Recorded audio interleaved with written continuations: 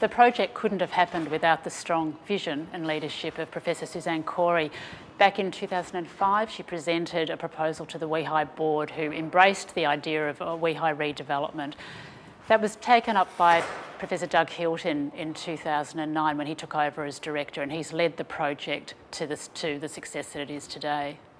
The Walton Eliza Hall building project cost, at the end of the day, $185 million. That couldn't have happened without the generous support of the Commonwealth Government, the Victorian Government, Atlantic Philanthropies, and also the support of the Australian Cancer Research Foundation and the Ian Potter Foundation, the Drakensberg Trust. But in addition, our whole wider community of supporters, donors and supporters over many years, through their contribution to the Institute, those funds have all played a valuable part in making the building project happen. One of the key elements of success of the Institute's redevelopment project was the partnership that was established between the Institute and the project team, the external project team, including the architects, the builders, cost planners, project managers, all the way through the team. The reason that was so important to us is to have that partnership was so that we could get the best quality at the lowest price and on time. The project itself finished on time. It also finished below budget, and we were able to, out of the first stage of the building project, come in $6 million under budget.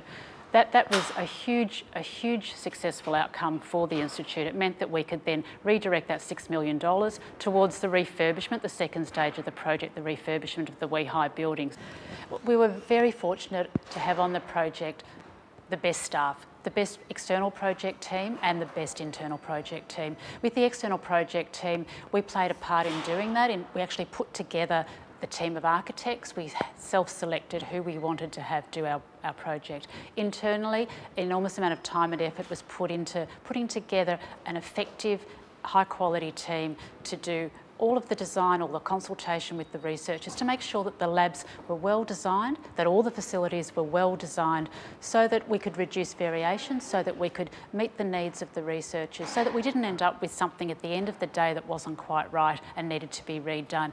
And I think the result speaks for itself. The feedback that we've had about the end result from the building has been outstanding.